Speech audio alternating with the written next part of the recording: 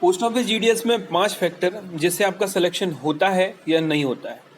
नमस्कार दोस्तों, आप देख रहे हैं इंडियन टॉक्स और आज हम बात करने वाले हैं उन्हीं 5 फैक्टर्स के बारे में जिससे जो डिपेंड करते हैं, जो डिसाइड करते हैं कि आपका सिलेक्शन होता है या नहीं। अब रिसेंटली हमने देखा हरियाणा जीडीएस में काफ़ी चीज़ें निकल के आई सामने, काफ़ी मिथ भी आते हैं और काफ़ी क्वेरी भी आती हैं, तो उसी के बेसिस पे ये वीडियो आपके लिए डिज़ाइन किया गया है। वॉच टिल एंड, लास्ट तक देखिए वीडियो को। सबसे पहला जो फैक्टर होता है वो है हार marks at a postal circle, यानी कि जरूरी है, आपको लिए जरूरी है अगर 2 एंड मोर देन 2, दो या दो से ज़्यादा व्यक्ति, चाहे वो मेल हो या फीमेल हो या फिर ट्रांस कैटेगरी से बिलोंग करते हो, किसी एक पोस्टल सर्कल के ऊपर उन्होंने अप्लाई किया है, तो जो मेरिट बनेगी वो डिपेंड करेगा कि उन तीनों में से या मोर देन, जितने भी हो सकते हैं, मोर देन 2, दो या दो से ज़्यादा लोगों में से कितने व्यक्ति जो हैं सबसे ज़्यादा मार्क्स को कैरी कर रहे हैं, तो ऑब्वियस सी बात उसमें से कोई एक मार्क्स कैरी कर रहा होगा ज़्यादा। अब कभी कभी ऐसा भी हो सकता है कि उन तीनों के मार्क्स सेम ही हो, 95 95 95 लाइक दिस, या फिर हो सकता है कि उनमें से दो जो व्यक्ति हैं उनके मार्क्स सेम हो। तो उस सिचुएशन में क्या होगा वो अभी मैं आपको बता दूंगा, लेकिन पहली ये है कि आपका जो सिलेक्शन है वो डिपेंड करता है कि किसी व्यक्ति विशेष इंडिविजुअल पोस्ट के ऊपर आपके इंडिविजुअल मार्क्स डिपेंड करते हैं। यानी कि सबसे ज़्यादा अगर आपके मार्क्स है, जैसे कोई 95 है और ऑब्वियस सी बात है किसी का 97 है, तो उसका सिलेक्शन होगा। अब जो दूसरी बात मैंने अभी बोली थी कि अगर आपके परसेंट सेम है तो वहाँ रोल रहता है डेसिमल का, वहाँ रूल रहता है किसका, डेसिमल का। लाइक अगर आपके 95 है, इनमें अगर किसी का 0.1 भी बढ़ गया ना तो उसका सिलेक्शन आराम से हो जाता है। अब दूसरे का मान लो 0.2 है तो फिर उसका सिलेक्शन हो जाएगा, फर्स्ट वन का नहीं होगा। ये तो दूसरी चीज़ हो गई। अब फिर यहाँ पर बात आती है कि अगर सर सीजीपीए वाले मार्क्स, दो व्यक्ति हैं, उन्होंने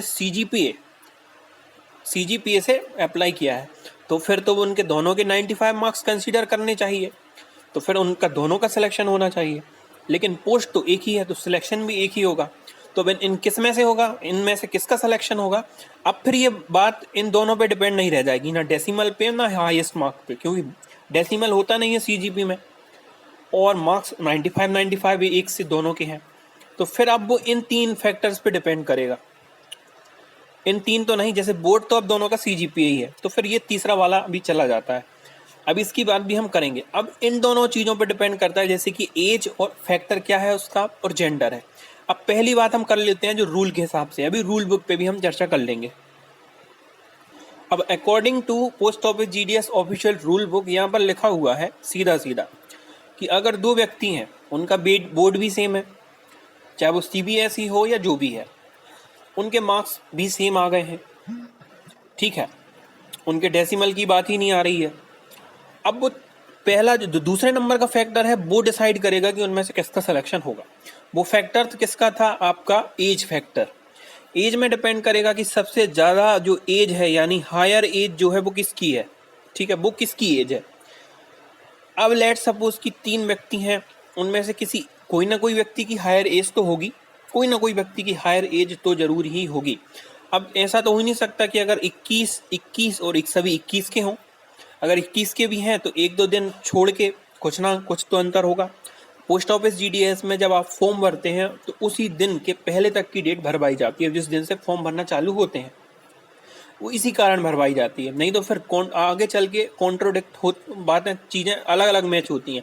खुदा ना खास्ता कभी मान लीजिए किसी का 28 अक्टूबर को जन्म हुआ, ईयर भी अगर उसका सेम है, तो फिर क्या होगा। अब इतना तो उसमें मेंशन नहीं रहता कि कितने बजकर कितने मिनट पे आप पैदा हुए हैं, क्योंकि ये लॉजिक लेस बातें हैं, है ना। तो फिर वो डिपेंड करेगा कि उनकी एज कितनी है। यहाँ पर क्या फंस जाती है बात, जब फंसती है तो अब डिपेंड करता है कि एज जिसकी भी ज़्यादा होगी, लेट कोई एक 21 साल का है तो कोई 22 साल का है, तो 22 साल वाले का सिलेक्शन यहाँ पर हो जाएगा। अब फिर भी और अगर हम डीप में जाना चाहेंगे, अगर एज क्राइटेरिया भी फंस गया, एज दोनों की सेम है, दोनों एक ही दिन पैदा हो रहे हैं, मार्क्स भी उनके सेम है, ठीक है, तो फिर डिपेंड करेगा वो जेंडर के ऊपर। तो फिर गाइस डिपेंड करेगा वो हमारे फर्स्ट फैक्टर के ऊपर जो है, सेकंड फैक्टर के ऊपर जो है हमारा जेंडर फैक्टर। जेंडर में सबसे पहले क्या देखा जाता है, उसके लिए हम रूल बुक पे चलते हैं। अब पहली बात, उन 3 व्यक्तियों में से लेट सपोज कि 3 व्यक्ति हैं, तीनों के 95 हैं, या यूँ कह सकते हैं कि 10 CGPA हैं। अगर ग्रेड कहना है तो हमने मान लीजिए कि उनके ए ग्रेड है, मतलब उनके मार्क्स सेम है। 3 व्यक्ति हैं, उनमें से एक है मेल, एक है फीमेल, और एक जो है या तो ट्रांस फीमेल है या फिर ट्रांस मेल है, जो थर्ड कैटेगरी के अंदर रखे जाते हैं। तो इनमें जो पहली प्रायोरिटी जो दी जाती है गाइस, वो आपको दी जाएगी किसको? ट्रांस फीमेल या ट्रांस मेल को। उसमें भी सबसे पहले दी जाती है ट्रांस फीमेल को। तो फीमेल इसका सिलेक्शन हो जाएगा, किसका हो जाएगा? ट्रांस फीमेल का। इन तीनों में से किसका सिलेक्शन होगा? ट्रांस फीमेल का सिलेक्शन हो जाएगा। अब दूसरा केस लेते हैं। अब दूसरा केस ये है कि एक पोस्ट है, मार्क्स सेम है, अब फीमेल है और मेल है। अब किसका सिलेक्शन होगा? तो ये फीमेल का सिलेक्शन हो जाएगा, चाहे वो कोई भी कैटेगरी की हो, वो यूआर की हो, ओबीसी की हो, एससी की हो, एसटी की हो, या ईडब्ल्यूएस की हो। ये तो हो गई नॉर्मल बात कि अगर एक पोस्ट पे लड़का और लड़की दावेदार है, उनके मार्क्स सेम है, वो सेम मार्क्स को पोजेस कर रहे हैं, तो फिर उनका जो है फीमेल मेल के आधार पर सिलेक्शन हो जाता है। ठीक है, यहाँ पर ज़्यादा दिक्कत नहीं आती है ट्रांस फीमेल ट्रांस मेल की कैटेगरी में। ये लिखा जरूर है, लेकिन ऐसा पेंच फंसता नहीं है ज़्यादा। फिर भी हम इस केस को स्टडी कर लेते हैं।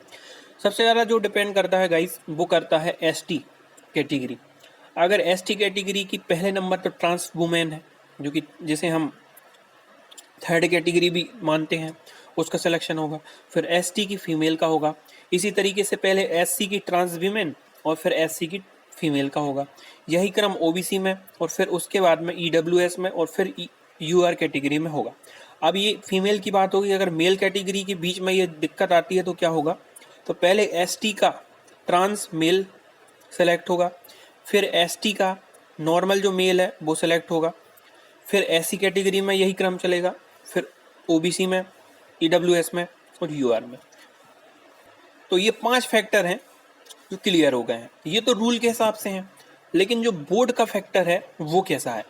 वो ये है कि रिसेंट में हरियाणा जीडीएस का जो रिजल्ट आया है, उसमें सबसे ज़्यादा जो तवज्जो है, जो प्रायोरिटी है, जो प्रेफरेंस है, वो किसे दिया गया है?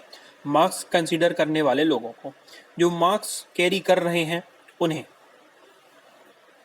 ठीक है, जो मार्क्स कैरी कर रहे हैं उन्हें प्रेफरेंस ज़्यादा दिया गया है, यानी कि जिसके 90-95% इस तरीके से हैं, उन्हें ज़्यादा दिया गया है क्या?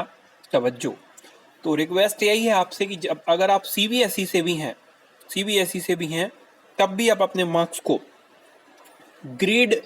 ग्रेड वाले तो ग्रेड में ही भर देंगे, लेकिन जो सीजीपीए वाले हैं वो 9.5 से मल्टीप्लाई कर इंडिविजुअल सब्जेक्ट के लिए जो है वो भरें।